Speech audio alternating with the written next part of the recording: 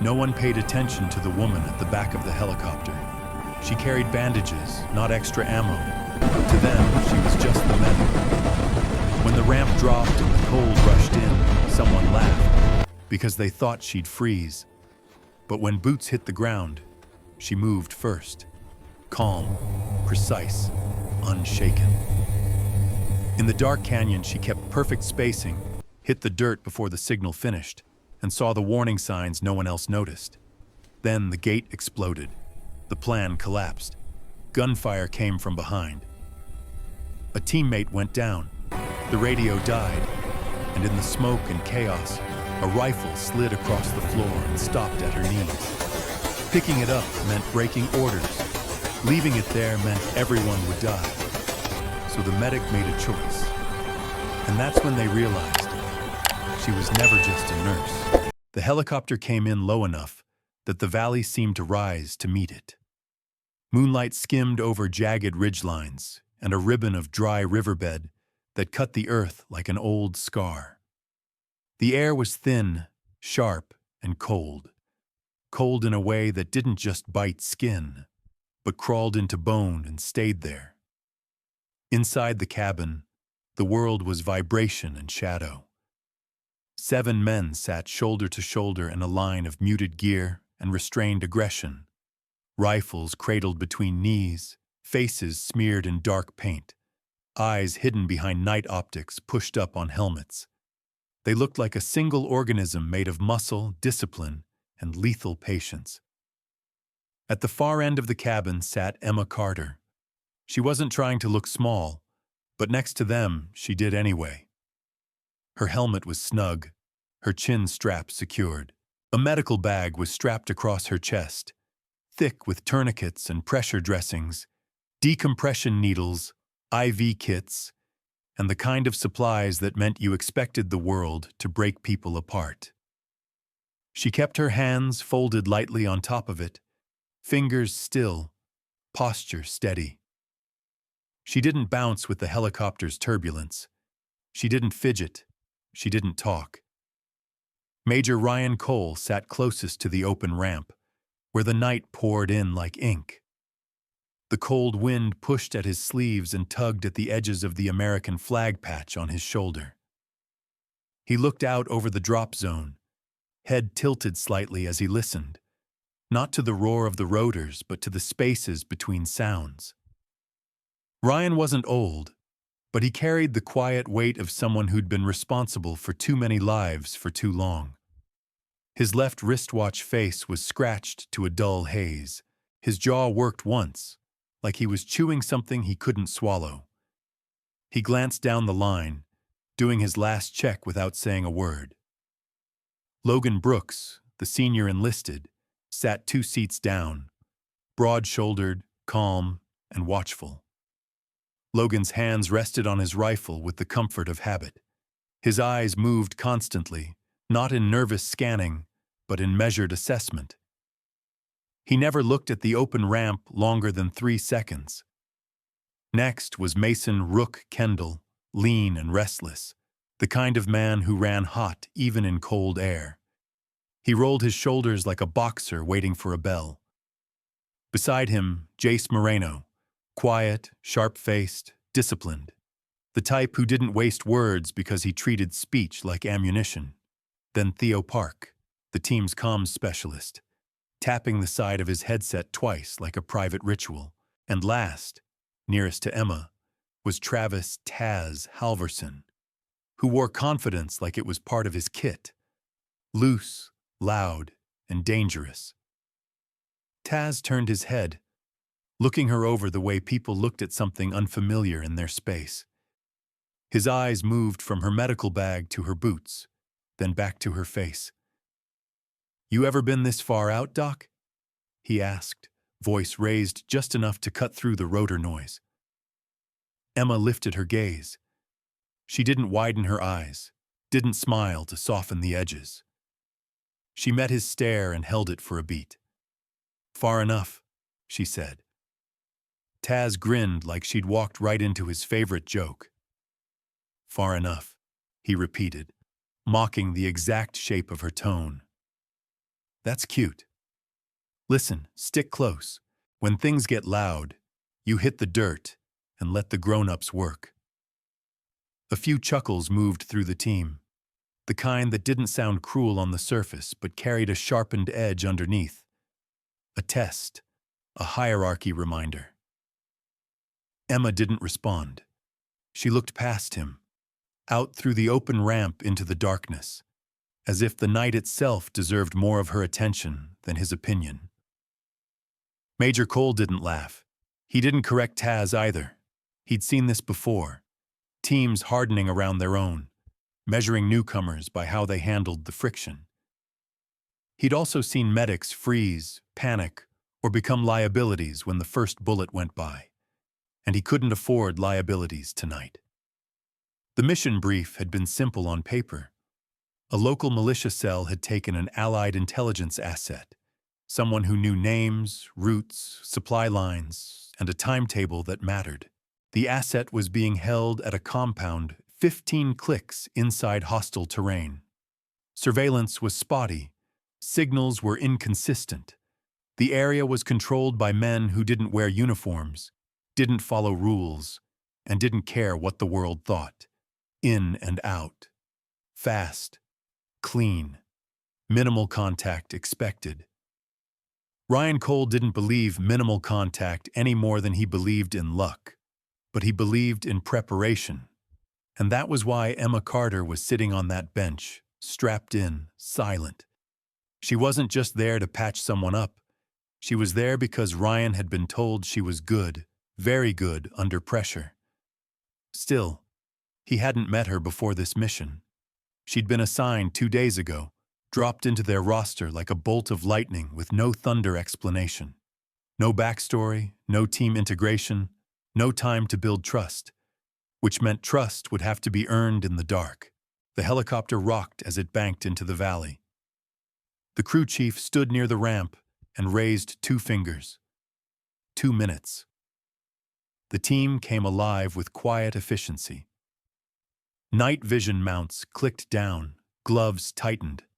Final checks ran like a practiced prayer. Magazine seated, chamber verified, safety on, optics clear, comms green. Emma rose with them, not slowly, not tentatively. She stood in one smooth motion and adjusted her gear with a speed that wasn't frantic and wasn't hesitant. It was economical. Like she'd rehearsed this exact set of movements 1,000 times. Ryan watched her touch the pouches on her vest. Tourniquets, 2, chest seals packed flat, trauma shears secured, a small flashlight tucked where it wouldn't glint, a hydration tube routed cleanly under her strap, a compact knife sheathed against her right thigh. Not the kind of knife most medics carried. Logan Brooks noticed it too. He didn't stare. He didn't raise a brow. But something in his posture shifted slightly, like a man spotting a detail that didn't fit the story he'd been told. Ryan leaned toward Emma. "Carter," he said, voice firm but not unkind. "You stay close to Brooks. If contact happens, you go down and you let us handle it. You treat only when I say you treat. Understood?" Emma turned her head toward him. "Yes, sir." No hesitation, no question. But there was something else in that answer. Something in the way it landed, crisp and controlled, like it came from a place deeper than compliance. The helicopter flared. The ramp became a rectangle of open night, and cold air slammed into the cabin like a physical force. The ground below was a patchwork of rock and scrub, pale under moonlight. Ryan was first off. He dropped into a crouch, rifle up, scanning his sector. The team followed in a practiced flow. Boots hitting dirt, bodies spreading outward into a perimeter, guns covering angles before their minds fully registered the space. Emma was 5th off the ramp. She landed soft, knees bent, weight balanced. For a split second, she didn't look at the men around her. She looked outward, not at the ground, not at her feet. Out into the darkness, as if she could feel threats more than see them. The helicopter lifted away, rotors ripping the air apart, then shrinking into the night until only silence remained. The kind of silence that made every sound in your body feel too loud. Ryan raised a fist. Freeze. The team held. Breathing slowed. Boots planted. Eyes searched. Emma held too. She didn't shift. She didn't swallow hard. She didn't tremble. A medic on her first real direct action mission would be fighting fear, trying not to show it, trying not to be a problem. Emma Carter looked like she'd stepped into familiar territory. Ryan lowered his fist and pointed. Move. They started into the valley, dark shapes sliding over rock and scrub, a line of disciplined shadows pushing deeper into enemy land. Behind them, their only ride home was already gone. Ahead of them, somewhere in that darkness, a man was waiting to be rescued. And if Ryan Cole's instincts were right, so was an ambush. The valley narrowed as they moved deeper, the terrain tightening around them like a clenched fist. Rock gave way to broken stone and low scrub that scraped against boots and pant legs. The moon slid behind a veil of thin cloud, dimming the world to gradients of gray. Every sound carried farther than it should have. The crunch of gravel, the whisper of fabric, the faint metallic sigh of a sling shifting against a rifle. Ryan Cole set the pace deliberately slow. Fast movement made noise. Noise invited attention. And attention, out here, usually came with consequences.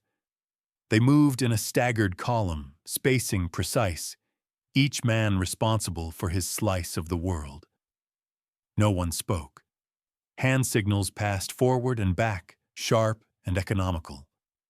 The only voices were the ones inside their heads, counting steps, checking angles, tracking time.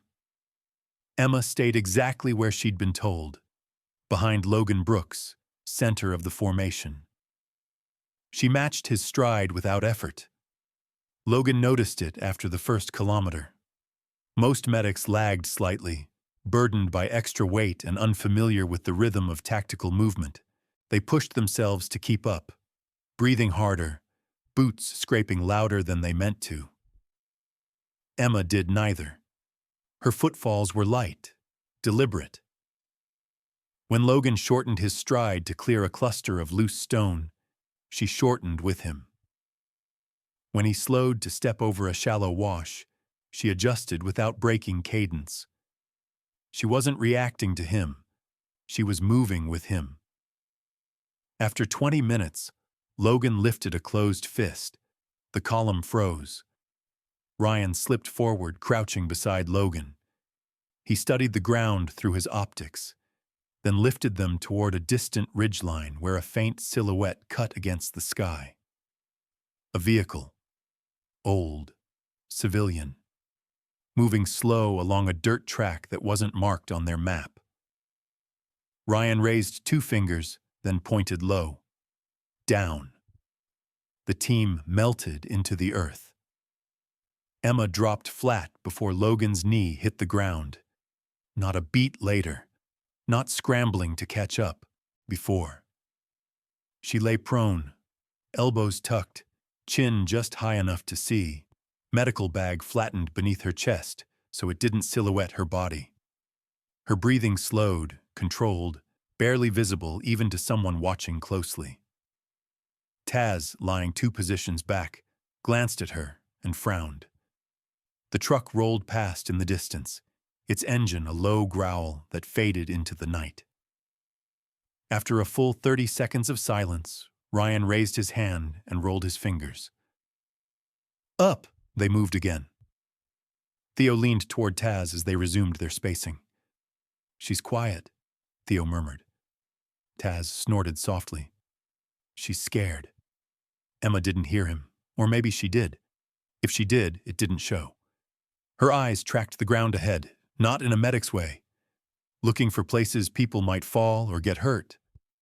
but in a pattern Logan recognized from long nights of movement under fire. She was counting. Counting steps. Counting seconds. Counting terrain features. Dry creek bed, low wall, abandoned structure with a collapsed roof. Another path cutting across their route that shouldn't have been there. She was building a map in her head.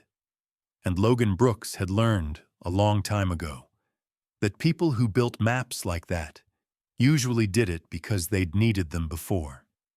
They reached the overwatch position just before 0300. A natural rise of rock and shale gave them a clear view of the compound below, a cluster of low buildings arranged around a central courtyard. Mud brick walls, corrugated metal roofs. One structure stood slightly taller than the rest, its second floor dark except for a single dim light behind a cloth-covered window. Ryan studied it through his scope. "Security looks light," he said quietly over the team net. "2 sentries. Lazy pattern." Lazy patterns got people killed.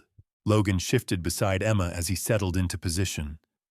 He watched her set her medical kit down and open it with practiced speed. She didn't dump everything out. She organized. Tourniquets closest. Hemorrhage control stacked where her left hand could reach without looking. Airway gear next. Fluids tucked just behind, secured so nothing rattled. She checked each item once, then again, fingers pausing briefly over a pouch she adjusted slightly, as if reconsidering its placement. Logan handed her a canteen. "Water," he said. "Thanks," Emma replied. She took 2 controlled sips and passed it back. Not thirsty gulps, not nervous drinking, just enough. They watched the compound as the horizon lightened from black to charcoal. Dawn didn't arrive so much as seep in, stealing shadows inch by inch. Ryan rotated security. Theo monitored comms. Mason adjusted his firing position. Taz lay on his stomach, chin propped on his fists, boredom barely masked behind discipline. Logan stayed still and watched Emma. "You said this wasn't your first mission," he said quietly, keeping his eyes on the compound. Emma didn't look at him. "No," she said. "Where was your last?" A pause. "Different place." Logan smiled faintly. "That's not an answer. It's the only one I can give." He studied her profile in the growing light. Her face was calm, unreadable. No bravado, no defensiveness, just a boundary. "Fair enough," he said. Below them, the compound stirred. A door opened. A man stepped out, stretching, rifle slung carelessly over one shoulder. A woman followed, carrying a metal container. Children appeared moments later, moving in loose patterns that never crossed certain areas of the courtyard. Emma noticed. Logan saw her notice. Her gaze lingered on the eastern wall. On the way, dust lay thicker near one building than another, on the faint scuff marks along the roofline. Too fresh, too deliberate. She leaned slightly toward Logan. "They avoid that corner," she murmured. He followed her line of sight. "Kids don't go near the east wall," she continued. "Foot traffic on the roofs. Recent." Logan's jaw tightened. Ryan shifted closer. "You see something?" Emma hesitated for half a second. "Yes," she said. "Patterns that don't match what we were briefed." Ryan studied the compound again. "Explain." "Too clean," she said. "For a place holding someone valuable, no random movement, no guards cutting across. Everything channels people away from specific areas." "A trap?" Mason asked. Emma didn't answer immediately. "A prepared space," she said finally. "At least partially." Silence followed. Ryan nodded slowly. "We adjust." The hours stretched. Heat climbed. Sweat pooled beneath armor. Water was rationed. Muscles stiffened and loosened in cycles. The waiting became its own kind of strain. Worse than movement. Worse than fighting. Emma stayed focused. She ran through medical scenarios in her head, then tactical ones. She tried not to. Orders were orders. At 1400, a truck rolled into the compound. 4 men dismounted. 2 carried rifles openly. They spoke with the guards, gestured toward the taller building, then left. Ryan's voice was flat. Timeline just changed. Agreed, Emma said softly. Ryan glanced at her, then back at the compound. We go in daylight, he decided. Use routine, use chaos. Emma checked her kit one more time. Underneath the medical knowledge, another current ran, unwanted and familiar. Sight pictures, angles, distances. She pushed it down. She wasn't that person anymore. At 1545, the call to prayer echoed faintly across the valley. Below, rifles were set down, heads bowed. Ryan raised his fist. The team flowed into final positions, coiled and ready. Emma moved with them, heart steady, mind split cleanly between who she was supposed to be and who she knew she still was.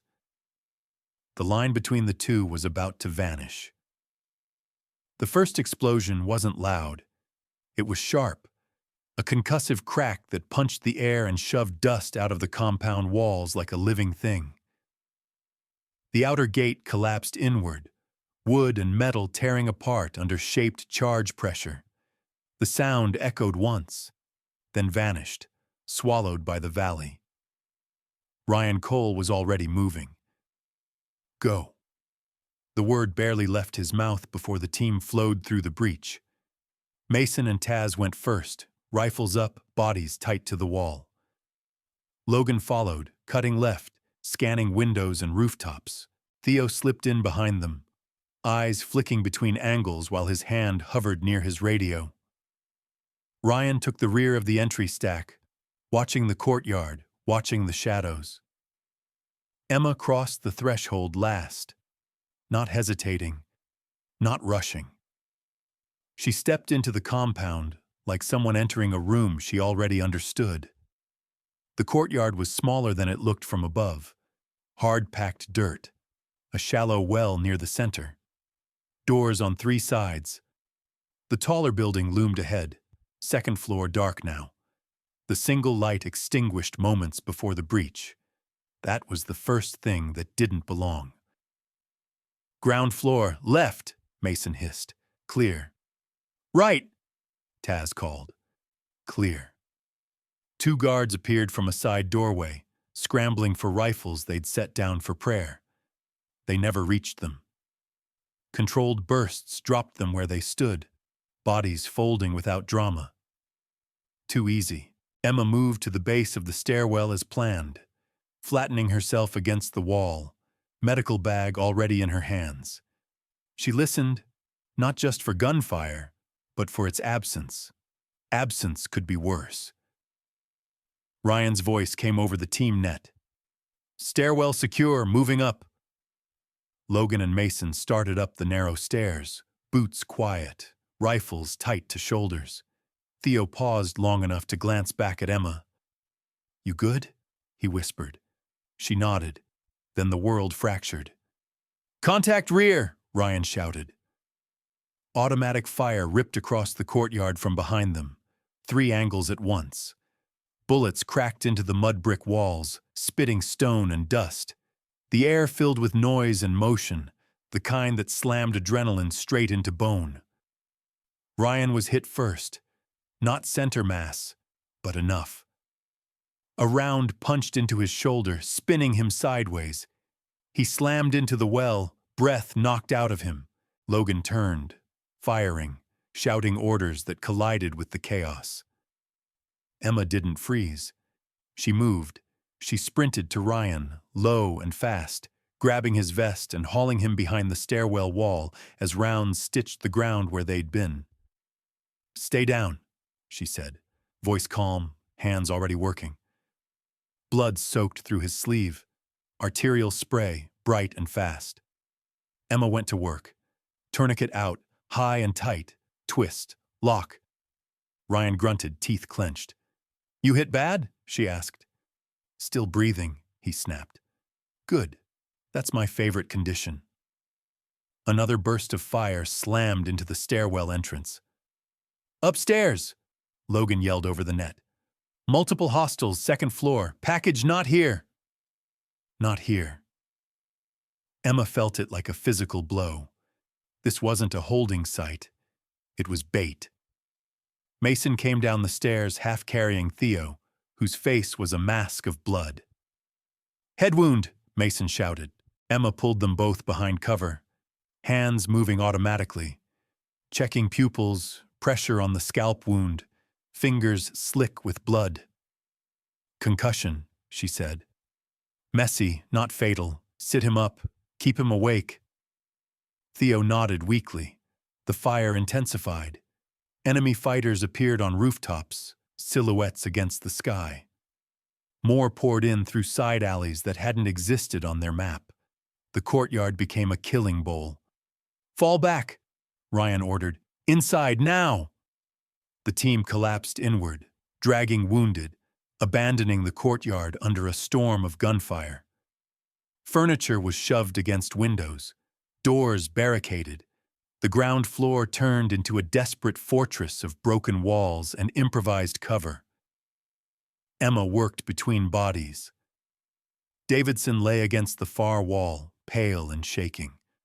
A round had torn through his thigh. Femoral. Bad. Emma knelt beside him, hands firm, voice steady. "Look at me," she said. "Stay with me." She packed the wound, applied pressure, locked a second tourniquet. Blood slowed, then stopped. Davidson exhaled a sob. Thought that was it. "Not today," Emma said. Outside, the firing changed. Less spray, more rhythm. "They're settling in," Logan said grimly. "They know we're stuck."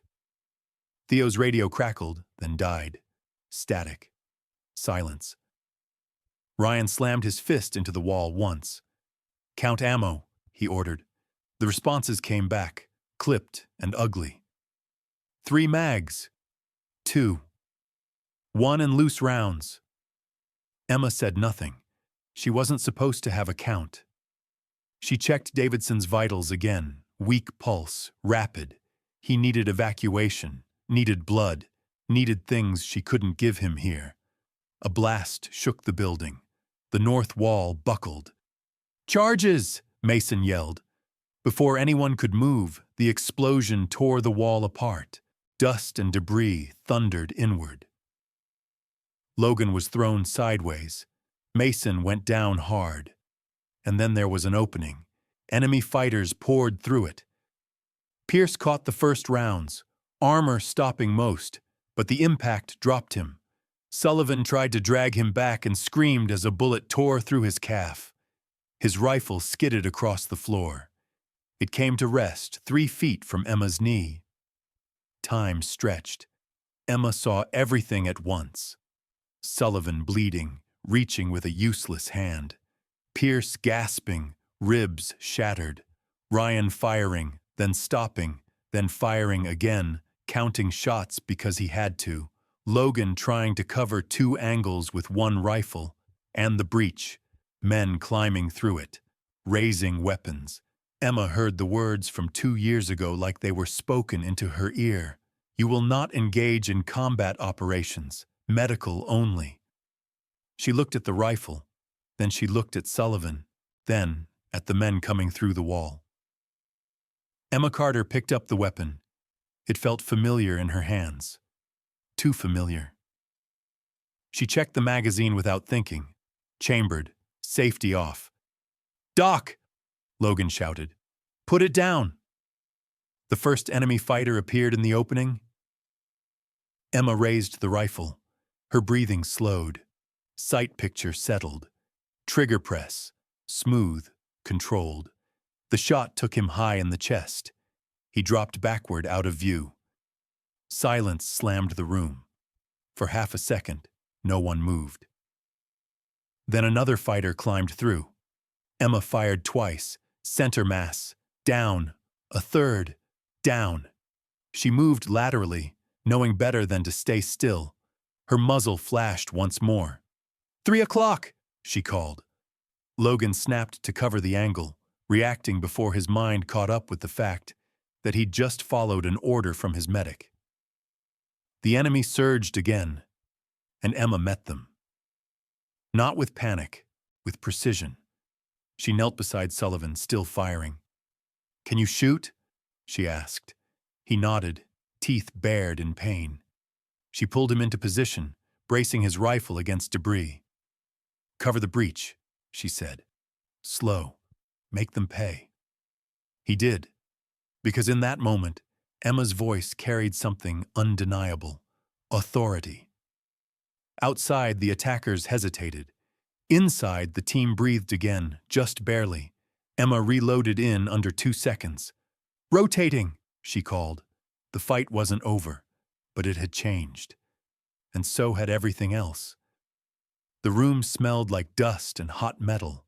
Powder hung in the air, sharp in the back of the throat. Bits of plaster drifted down from the ceiling with every distant impact like dirty snow.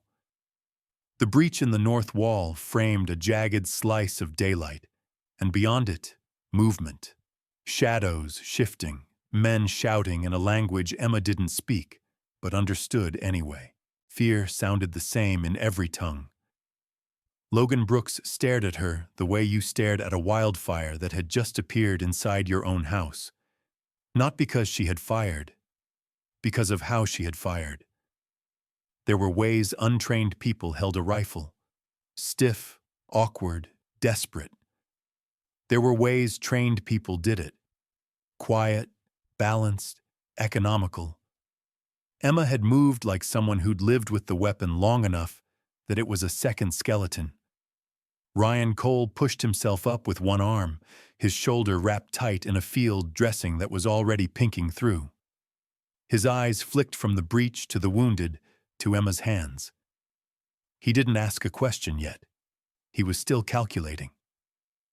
Outside, another burst of gunfire snapped the air. The enemy wasn't charging now. They were probing, testing angles, trying to draw fire and learn positions. Emma leaned toward the breach and listened, not with her ears alone, with her whole posture. "They're switching shooters," she said. Logan blinked. "What?" "Listen," Emma replied. A short burst, then a pause, then another burst from a slightly different angle. The rhythm shifted, as if someone had stepped in to correct someone else's aim. "Spotters," Emma murmured. "They're trying to pin us while they bring something heavier." Taz, sweating hard, glanced toward the ceiling. "Heavier than this?" "RPG," Emma said. No one laughed. Ryan's gaze sharpened. "How do you know?" Emma didn't look away from the breach. "Because that's what I would do," she said. Silence landed again, heavier this time, because that wasn't a medic's answer. Ryan swallowed once, then forced himself to command mode. "Ammo status?" he ordered. Logan started rattling off numbers, but it sounded worse out loud than it had in their heads.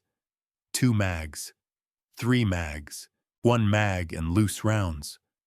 The pile in the center of the room, whatever they'd shaken from pockets and dumped from partially loaded magazines, looked pathetic. It was a countdown. Emma set the rifle down for half a second and moved to Davidson. He was pale. His lips had gone slightly blue. His breath came in quick, shallow pulls like he was sipping air instead of drinking it. The tourniquet held, but the blood loss had already done its damage. Shock was creeping in like a tide. Emma pressed 2 fingers to his neck. Thready. She reached for an IV kit and paused. She had 1 bag, 1. She could use it now and buy him minutes, or save it for later when he crashed hard and she'd need something to pull him back from the edge. That was the kind of math that made people break. Emma didn't break. She started the IV anyway. Davidson's eyes fluttered. He stared at her, voice a rasp. "Doc." "Hey," Emma said gently. "Stay with me." He tried to smile and failed. "You're pretty good with that rifle." Emma's jaw tightened. She didn't answer, because if she did, it might open a door she'd been holding shut for 2 years. Across the room, Sullivan grunted and shifted, his calf wrapped in a tight compression bandage. His face was slick with sweat. His hands, one mangled, fingers swollen, clutched his rifle like it was the only thing keeping him upright.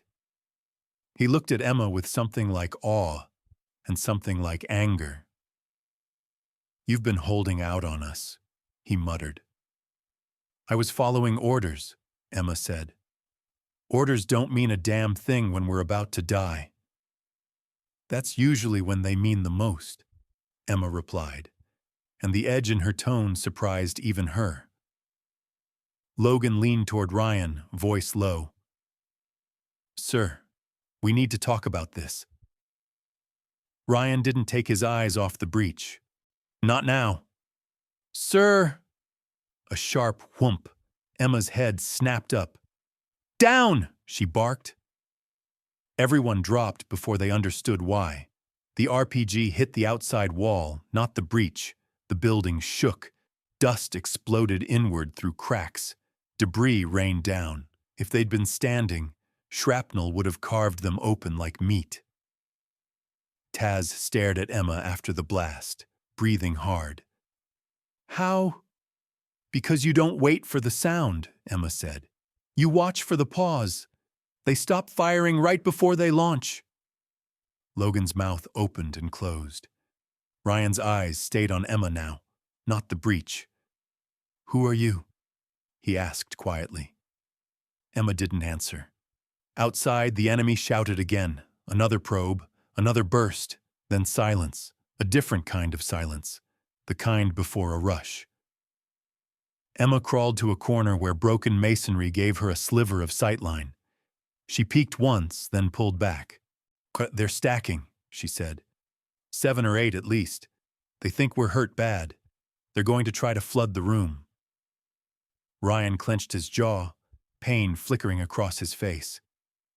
"Positions." The team moved, slow, controlled, conserving energy. Logan took left flank. Taz covered the breach. Mason, bruised but standing, moved to the window to prevent a side push. Theo sat against the wall, dizzy but conscious, rifle across his lap. Emma stayed near the breach, rifle ready, and then she wasn't sure whether she was near the breach as a medic forced into self-defense, or because it was the best place for the best shooter. The rush came in the form of bodies and noise. They poured through the broken wall, weapons high, shouting, firing wildly. Emma waited until the first man committed, until his boots hit the interior floor. Then she fired. 1 shot. Down. Second man. Down. She moved, re-angled, didn't overstay a position. Logan fired controlled pairs. Taz sprayed too fast and had to force himself to slow down. Mason kept the window clear, calling out movement. But it was Emma who set the rhythm. "Cease! Hold!" she snapped when the funnel jammed with bodies and panic outside. "Let them peek. Make them think it's safe." Ryan looked at her like he wanted to argue. Then he saw the logic. They held. A head appeared at the breach, testing. Emma didn't shoot immediately. She let him lean, let him expose more. Then she fired once. The man dropped out of view. The enemy's shouts turned to arguments. Their fire thinned, uncertain now. They hadn't expected precision. They'd expected trapped prey. Emma reloaded and checked on Davidson in the same motion, like her hands had 2 separate brains. She adjusted the IV line, tightened the tourniquet, then snapped back to the rifle without a pause. The duality looked unnatural. It was too clean. It was practiced. Sullivan stared at her, voice strained. "You weren't trained as a medic first." Emma kept her eyes forward.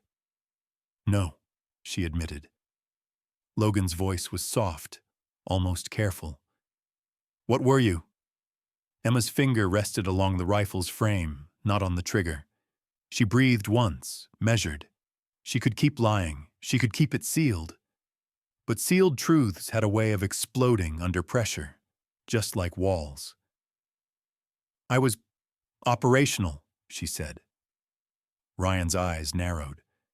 "That's not a unit." Emma finally looked at him. Her expression was steady, but something old and sharp lived behind her eyes. "I was the kind of person they told not to be anymore," she said. Another pause. "And they put you with us anyway?" Taz asked, disbelief leaking through his fear. "I asked," Emma answered. Ryan's gaze held hers. "Why?" Emma glanced at Davidson, at the way his chest rose and fell too fast. "Because I didn't want to watch people die," she said. The room fell quiet again. Not because the fight was over, but because something inside the team had shifted. They had brought a medic into a trap, and the medic had turned into their most dangerous weapon. Outside, the enemy's fire returned, lighter now, farther back, harassment, waiting. Logan spoke almost to himself.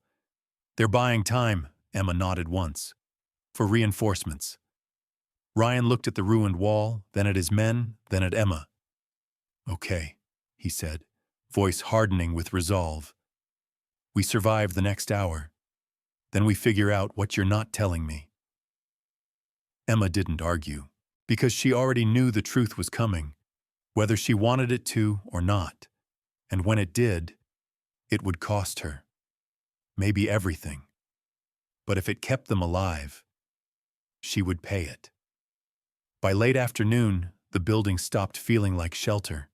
It became a cage. Sunlight slid lower, turning the dust in the air into a dull gold haze. Heat lingered in the walls, trapped and thick, while the outside world cooled into that sharp desert evening that made skin tighten and breath sting. The enemy didn't rush again. They didn't need to. They circled the ruins like wolves that had learned the prey was armed and dangerous. Every few minutes, a short burst of gunfire snapped at the windows. A single shot cracked from a rooftop. Something heavy hit the outer wall and rattled loose stones. Harassment fire, patience, pressure. They were waiting for reinforcements. Emma sat near the breach with her back against a half-collapsed pillar, rifle across her lap, eyes steady on the jagged opening. Her shoulder stung where a shard had sliced her earlier, but she'd wrapped it with gauze and tape and moved on.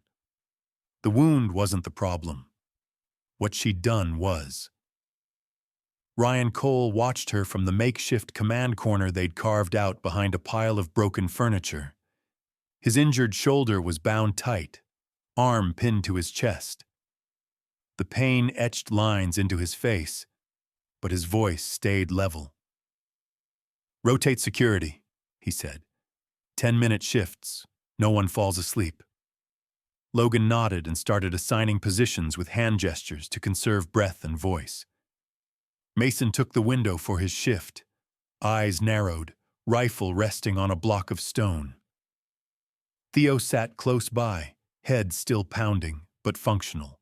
He kept listening for any hint of signal on the radio that was now more paperweight than lifeline. Taz sat with his back to the far wall, breathing hard, jaw clenched, like he was trying to chew through anger. Sullivan lay on his side, calf wrapped, face pale. His damaged hand trembled when he tried to adjust his grip. Davidson drifted in and out, skin clammy. Emma checked him every few minutes, adjusting the IV, watching his pulse like a countdown clock. Pierce, bruised, ribs painful, breath shallow, had stayed upright only through stubbornness. He sat propped against debris, rifle across his knees, one eye on the breach and one on Emma, as if she were the biggest unknown in the room. Ryan waited until Logan's shift took over on the breach. Then he spoke. "Carter." Emma looked up. "Yes, sir."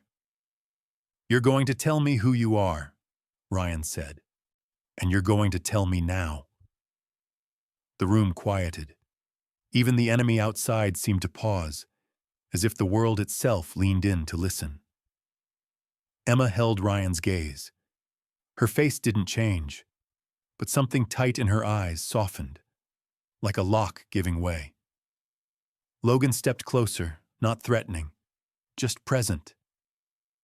"Emma," he said, voice low, "we're past secrets." Taz let out a humorless laugh. "Yeah, little late for the 'I'm just a medic' routine."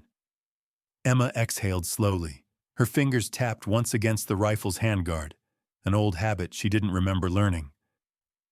"I didn't come here to lie," she began. "Could have fooled me," Taz muttered. Ryan shot him a look that shut him up. Emma continued. "I came here to do my job, my assigned job. Medical." "And the rifle?" Ryan asked. Emma's eyes flicked down to it, then back up. "That wasn't part of the assignment," she said. "It sure looked like it was," Pierce said, grim. "You moved like you'd been waiting for it." Emma's jaw tightened. "I wasn't waiting," she replied. "I was unprepared." Ryan leaned forward slightly, careful with his injured arm. "Prepared from what? Training? Experience? Or something you're not telling us?" Emma stared at the dusty floor for a moment, as if reading words that weren't there. Then she spoke, and her voice was steady, but it carried weight now, the kind that comes from names you don't say lightly. "My name is Emma Carter," she said, "but it wasn't always." Logan's eyes narrowed. "Alias." Emma nodded once. "Administrative, not personal." Ryan didn't interrupt. He let the silence do its work. Emma's gaze moved to Davidson. His chest rose too fast. His lips were still a shade too pale. Then her eyes moved to Sullivan, to Pierce, to Theo, men who would not survive the night if the enemy decided to finish it. She looked back to Ryan. "I was Army," she said. "Before medical." Taz scoffed. "So you were a soldier. Big deal." Emma's eyes cut to him, sharp and cold for the first time. Taz fell silent. "I wasn't just Army," she said. Logan's voice was quiet. "What unit?" Emma hesitated, only a breath. "An assault element," she said.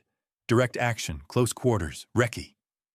Ryan's face stayed controlled, but his eyes sharpened like blades. "And you ended up as a medic because—" Emma's fingers curled once, uncurled. "Because of a mission," she said. The room waited. Emma spoke as if she was reading from a report she'd memorized in order to survive it. "There was a hostage situation," she said. "Rules were strict. We were told we could not fire unless we were directly engaged." Sullivan shifted, wincing. "That's normal." "It was normal until it wasn't," Emma said. She swallowed once. "We had eyes on the target room," she continued. "We could see civilians being pulled out. We could hear them screaming. Our orders were to wait, because command was trying to negotiate, because someone was worried about optics, because they wanted it clean." Logan's jaw clenched. Emma's voice lowered. "They started executing people, right in front of us. Not threats, not fighters, hostages." A chill ran through the room, cutting through heat and dust. Ryan's voice was flat. "What did you do?" Emma met his eyes. "I made a decision," she said. "I took the shot." Taz stared. "You fired without clearance." "I fired to stop it," Emma corrected. "How many?" Pierce asked quietly, not judging, just measuring.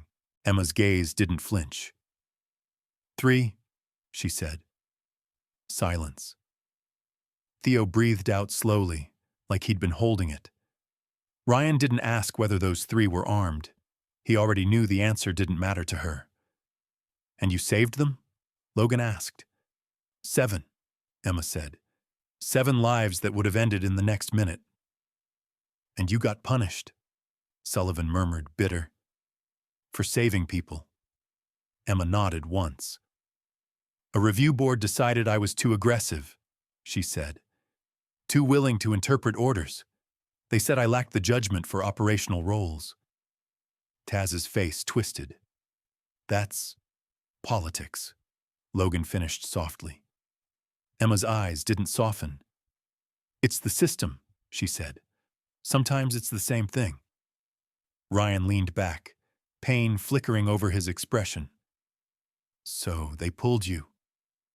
They gave me a choice, Emma said. Leave the service or accept reassignment.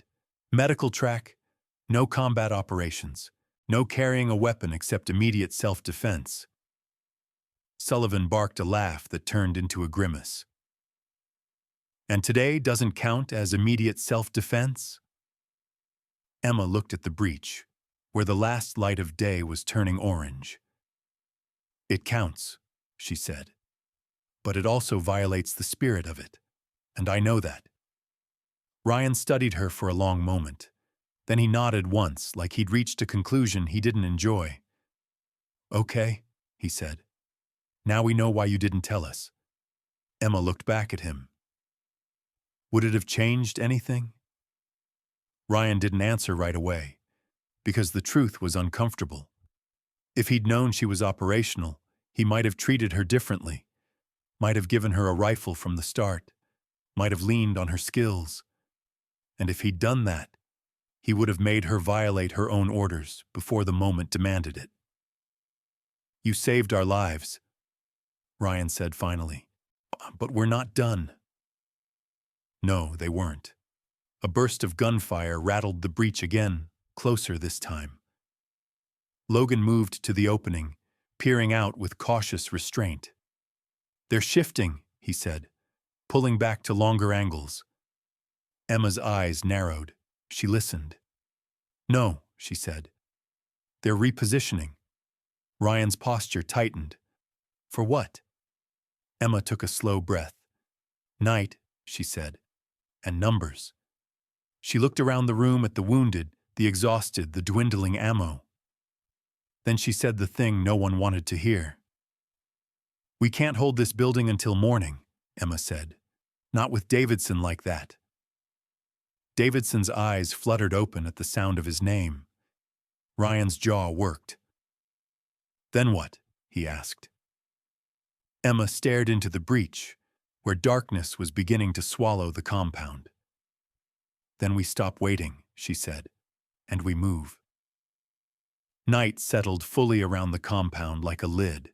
The last warmth bled from the walls, replaced by a dry cold that crept through cracks and bones alike. The sky above the shattered roof turned deep and starless, as if the world had decided not to watch what came next. Emma knelt in the center of the room with a piece of broken cardboard and a red-lensed flashlight cupped in her palm. The faint glow barely reached beyond her hands, but it was enough. Around her, the team gathered, close, quiet, exhausted. Ryan Cole leaned against a support beam, his injured shoulder locked in place by a sling fashioned from a torn sleeve. Pain rode him hard now, but he didn't let it show. He listened. Logan Brooks crouched opposite Emma, elbows on his knees, rifle resting upright between them. His face was calm, but his eyes were sharp, tracking every word, every pause. Mason sat nearby, jaw tight, bruises darkening along his ribs. Theo leaned back against the wall, still pale, radio resting uselessly beside him. Sullivan lay half-reclined, leg elevated, breathing slow but shallow. Pierce sat upright only because stubbornness demanded it. Davidson lay on his back near the corner, IV bag hanging from a twisted piece of rebar, chest rising too fast, too shallow. Emma drew the compound from memory, not the clean map they'd been given, but the real one. Broken walls, rubble piles, angles of fire, blind spots. "This is where they think we'll try to break out," she said quietly, marking the main gate with a small X. "That's where they're heaviest." She moved the light to the opposite side. "This corner," she continued, tapping the northwest wall, "is weak, partially collapsed, hard to move through. They assume we won't try." Logan nodded slowly. "They're wrong." Emma looked up at him. "Yes." Ryan crossed his good arm, face unreadable. "Walk us through it." Emma took a breath. "We can't stay here," she said, voice even. "They're waiting for numbers. If they bring another squad or heavier weapons, we don't survive that. Davidson doesn't make it an hour, let alone the night." Davidson stirred faintly at the sound of his name. Emma's gaze flicked to him, softened, then returned to the cardboard. "So we move," she continued, "but not all at once." Sullivan frowned. "You're saying split up." "I'm saying split roles," Emma corrected. "2 elements." She marked 2 arrows. "Element 1 is breakout. Fast, quiet, 4 people. We punch through the weakest sector before first light, clear immediate threats, and create space." She shifted the light. "Element 2 stays here. Holds, draws attention, covers the breakout with fire once contact starts." Silence followed. Ryan exhaled slowly. "You're talking about leaving people behind." Emma met his eyes. "I'm talking about coming back for them." Logan studied the map. "Timing?" "Or 4:30, Emma said without hesitation. 2 hours before dawn, enemy alertness dips, fatigue sets in, less discipline." Pierce spoke, voice strained. "And if they notice us?" "They will," Emma said. "Eventually. But by then, we'll already be past the first ring." Ryan's jaw tightened. "Who's on breakout?" Emma didn't answer immediately. She looked at the room, at the men who could still fight, at the ones who couldn't. "I should lead it," she said. The words hung there, heavy. Ryan didn't react right away. Logan did. "Sir." Emma raised a hand slightly. "I know how this sounds." Ryan's gaze stayed fixed on her. "Explain." "I have the most recent close quarters training," Emma said. "I'm the fastest mover in low light, and I'm the best shot in this room. No arrogance, just fact." "You're also our only medic," Ryan said. Emma nodded. "That's why I won't be carrying wounded on the breakout. My job is to get us space so you can extract them." Logan leaned back, considering. "Who else?" "Logan," Emma said. "Mason. Theo." Theo blinked. "Me?" "You're lighter than Sullivan," Emma said. "You can still move, and you know how to read movement patterns." Theo hesitated, then nodded. "Okay." "And you," Emma added, looking at Logan, "because you're steady." Logan didn't smile. Flattering. Ryan exhaled through his nose. "And the rest?" "Sullivan stays with you," Emma said. "Pierce too. Davidson doesn't move until extraction." Ryan closed his eyes for a second. Then he opened them. "All right," he said. "For planning purposes, say you have tactical lead." Emma felt something shift in her chest. Responsibility. Not the kind written on orders, but the kind you carried because people were going to die if you got it wrong. She nodded once. "Thank you." They spent the next hour preparing. Ammo was redistributed. Breakout team got priority, but not everything. The rear element needed enough to make noise, to hold attention, to survive contact. Emma checked wounds again. Davidson's blood pressure dipped, then stabilized. She adjusted fluids, murmuring to him softly. Pierce's breathing remained shallow. She positioned him so he could fire without twisting his torso. Sullivan clenched his jaw as she tightened his bandage. "You coming back?" Sullivan muttered. Emma looked at him. "Yes." "You better," he said. "I'm not letting you be the ghost story we tell later." She allowed herself a small smile. "Deal." At 0400, Emma gathered the breakout team near the northwest wall. The building was quieter now. Even the enemy fire had thinned. Sporadic shots meant to remind them they were still there. Emma pointed to the collapsed section. "We exit here," she said. "Rubble looks impassable, but it isn't. I've watched their patrol patterns. They avoid it." Mason shifted his weight. "Order of movement?" "Martinez isn't here," Emma said, then corrected herself. "Mason, you go first. Clear immediate space, Logan follows, I go third, Theo last." Logan raised an eyebrow. "You don't want point?" "I want eyes behind me," Emma replied. "I'll set the pace." He nodded. "Fair." She looked at each of them. "Once we're out, no heroics," she said. "If I move, you move. If I stop, you stop. If I engage, you engage." Theo swallowed. "And if something goes wrong?" Emma's eyes were steady. "Then we adapt." At 0425, they took positions. Ryan clasped Emma's forearm with his good hand. "Bring them back," he said quietly. Emma held his grip. "I will." At 0430, she moved. She slid through the rubble like smoke, testing each step before committing weight. Stone shifted, but she found the quiet path, marked it with touch, not light. Beyond the wall, the night opened up. Cold, empty, alive. She paused, listened. No voices, no footsteps, just wind moving across broken ground. She motioned the others through. They followed, less silent than her, but quiet enough. They covered 20 meters before Emma froze. A shape ahead. A man silhouetted against the faintest hint of eastern light. Sentry. Emma raised her hand. Knife came free. She moved forward, closing distance with terrifying ease. The sentry turned. Too late.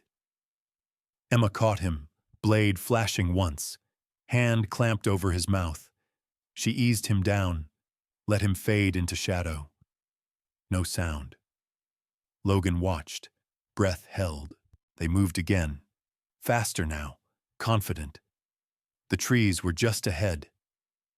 Then someone shouted behind them. Gunfire cracked, wild and high. The alarm had been raised. "Run," Emma said. They ran. Behind them, the compound erupted, Ryan's team opening up, drawing fire, doing exactly what they'd planned. Bullets snapped overhead as they hit the tree line. Emma halted them just long enough to check heads. "All here," she said. "Move." They disappeared into the dark, and for the first time since the trap closed, hope moved with them. The forest swallowed them. Branches clawed at sleeves and packs, needles brushing faces, the ground uneven and slick with loose soil. The trees broke the wind, but they also broke sound in strange ways, turning distant gunfire into something closer, sharper, like teeth clicking together in the dark. Emma set the pace again. Not fast enough to stumble, not slow enough to get caught. They moved in a loose diamond, spacing tight, rifles angled down but ready. Logan took rear security, eyes never stopping, counting steps and seconds. Mason moved on Emma's left, breathing controlled, jaw set. Theo stayed just behind, listening as much as watching, the habit of a man trained to hear what others missed. Behind them, the compound erupted. Ryan's team poured fire into the night, measured, deliberate, turning attention inward, buying space with noise and courage. Tracers stitched the darkness. Shouts rose and overlapped. The enemy's confidence fractured, their focus dragged back toward the building they thought was their kill. Emma raised a fist. They froze. She tilted her head, listening. Boots. Too light to be armored. Too many to be casual. 3, she whispered. Maybe 4. Fast. Logan shifted. Flank? Search line, Emma said, because they think we're running blind. She motioned them off the trail and into a shallow depression choked with scrub. They dropped to knees and elbows, rifles tracking shadows. The search team passed within 10 meters. One stumbled. Another hissed at him to be quiet. Their lights flicked on and off in nervous bursts, never long enough to settle. Emma waited until the last man committed past their position. Then she moved. A hand signal, 2 fingers, then a hook. Logan mirrored it instantly.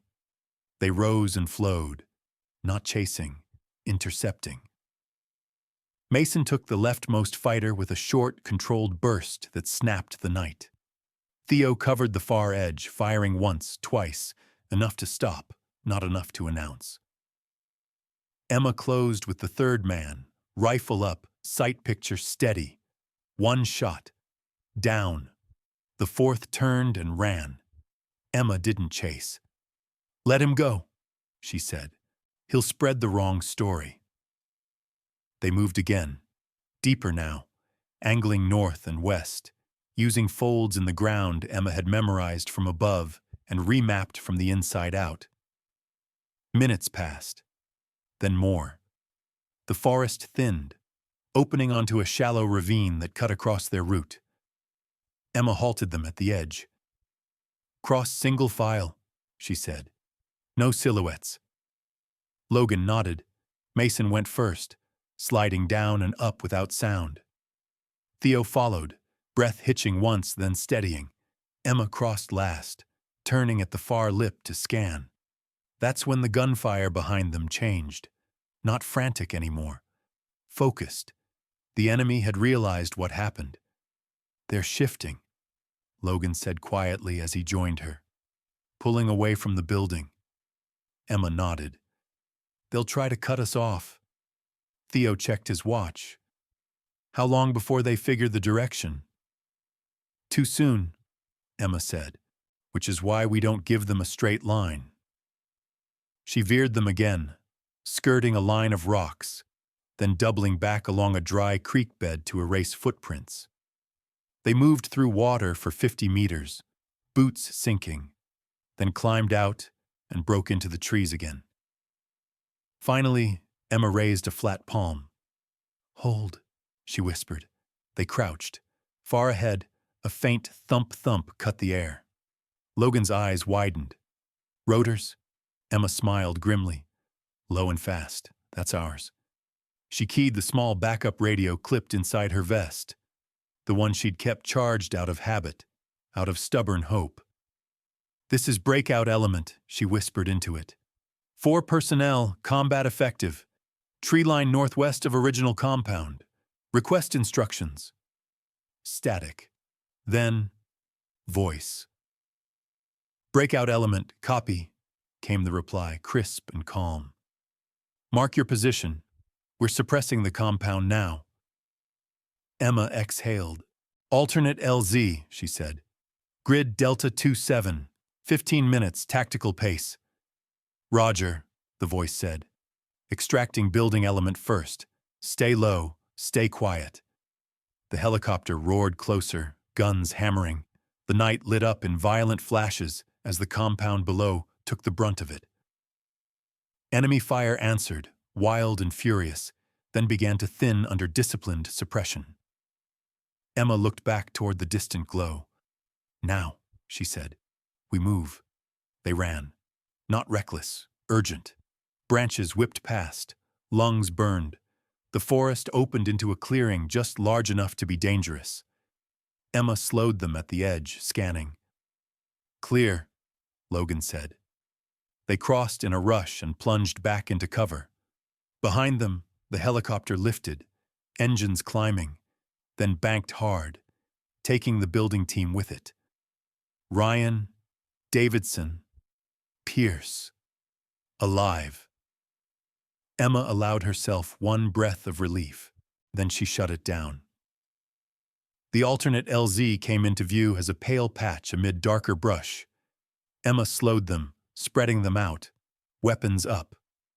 30 seconds, she said. The Black Hawk came in hot, nose down, rotors shredding the air. Dust and leaves exploded outward.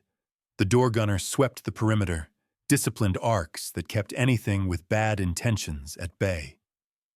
"Go!" Emma shouted. Mason sprinted first, then Theo. Logan covered, firing once at a shape that broke cover too late. Emma went last, backing up the ramp, rifle still tracking the tree line until the crew chief yanked her inside. The helicopter clawed skyward. As the ground fell away, Emma finally sagged, just a little, against the cabin wall. The adrenaline drained, leaving heat and pain in its wake.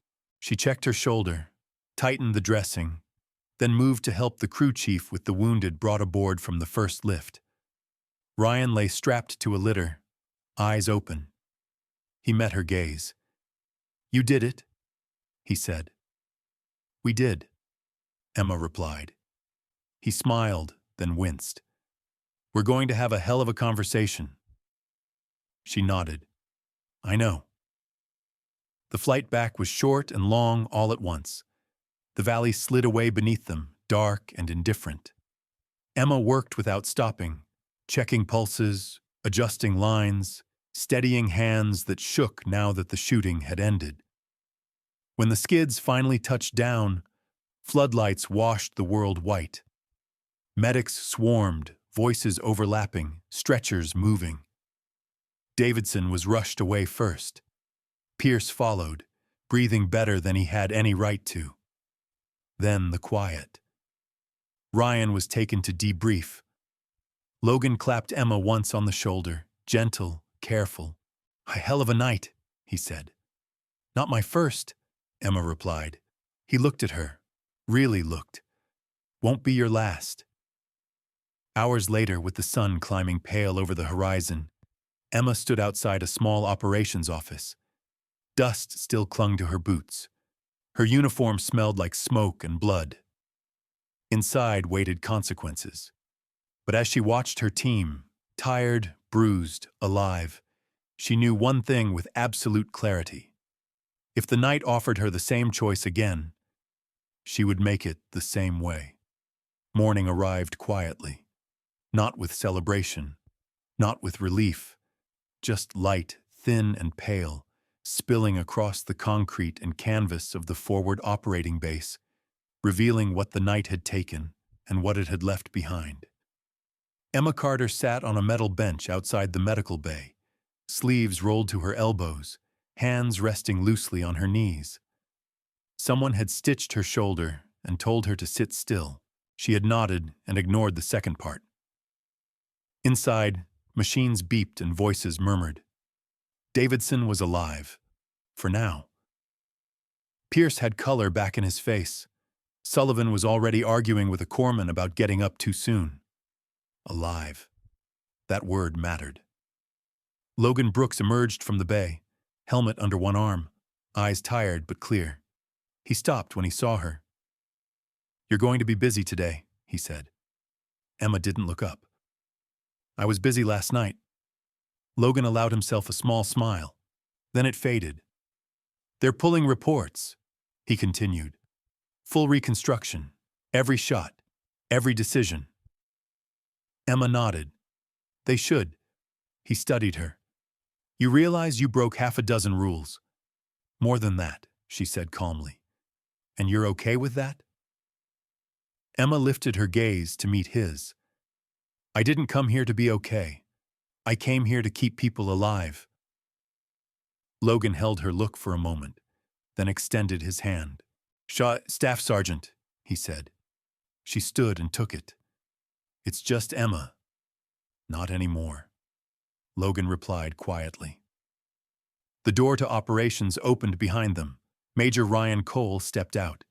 He looked older in daylight, pale from blood loss, eyes ringed with exhaustion, sling tight against his chest. But he stood straight, and his gaze was steady. Carter, he said, walk with me. They moved across the gravel toward the operations building. Emma felt eyes on her. Operators, medics, air crew. Word traveled fast in places like this. She didn't try to shrink from it. Inside, the room was spare. Table, chairs, maps rolled tight against one wall. A pot of coffee gone cold hours ago. A man stood waiting. Colonel David Harrow. Emma recognized him instantly. He was one of the names that lingered in memory. An officer whose decisions reshaped careers without ever setting foot in the rooms where blood pooled on floors. He looked at her now, expression unreadable. Staff Sergeant Carter, he said, at ease. Emma didn't relax.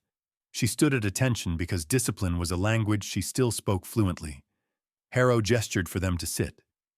Ryan did. Emma remained standing until ordered again. Sit, Harrow said. She did. Harrow opened a folder. Thick, too thick for comfort. I've read the preliminary reports, he said. Team statements, aircrew logs, medical assessments. He paused. I've also read the incident summaries from 2 years ago. Emma's jaw set. Do you want to explain why you violated the terms of your reassignment? Harrow asked. Ryan shifted in his chair, but Emma raised a hand slightly. I'll answer, she said. Harrow nodded. I violated the terms, Emma said evenly. I engaged in combat operations. I assumed tactical control when circumstances required it. And why? Harrow pressed. Did you believe that was justified? Emma met his eyes. Because 8 American service members are alive who would otherwise be dead, she said. Including your major. Silence followed. Harrow leaned back. That's a bold statement. It's an accurate one, Emma replied. Ryan spoke then, voice firm despite pain. Sir, if she hadn't acted, we wouldn't be having this conversation. Harrow raised a hand. I know. That surprised Emma. Harrow studied her for a long moment, then closed the folder. 2 years ago, he said, you made a decision during a hostage operation. You violated rules of engagement to save civilians. Yes, sir. The board determined you lacked judgment for operational roles. Emma didn't flinch. I remember. I dissented, Harrow said. Emma looked up, sharp surprise cutting through her composure. Harrow continued. Not because you were wrong about the risk, but because the system prefers obedience over responsibility. It's cleaner on paper. Ryan's brow furrowed. Sir? Harrow stood. What happened last night forced a question we've been avoiding. He turned to Emma. Are you dangerous because you're willing to break orders? He asked. Or valuable because you know when they must be broken? Emma considered her answer. I don't break orders lightly, she said. I break them when following them guarantees innocent people die. Harrow nodded once. That answer will get you in trouble again, he said. I know. Good, Harrow replied. Because it will also save lives. He pulled a second folder from his desk. Thinner, cleaner. This morning, he said, Naval Special Warfare submitted a request. They want you attached to special operations as a combat medic with tactical authority. Emma's breath caught, but only for a moment. Harrow continued. It's a new program, dual-role personnel, medics with prior operational experience who can step forward when circumstances demand. Ryan smiled faintly. There will be conditions. Harrow said.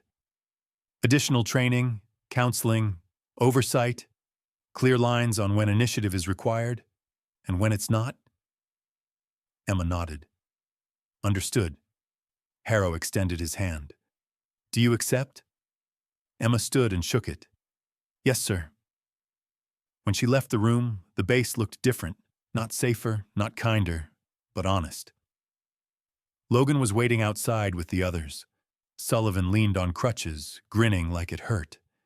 Pierce sat on a crate, breathing easier. Theo raised a hand in a lazy salute. Ryan stepped out behind her. Looks like you're stuck with us, he said. Emma smiled. Small, real. Looks like it. That night, alone in her quarters, Emma laid her gear out on the table. Gauze, tourniquets, syringes, and her rifle. She cleaned both with the same care. The military had tried to split her into neat categories: healer or warrior, obedient or effective, safe or dangerous. But some people didn't fit boxes. Some people were meant to be whole. Somewhere out there, another night waited. Another impossible choice. And when it came, Emma Carter would meet it the same way she always had. With steady hands, clear eyes, and the courage to do what needed to be done.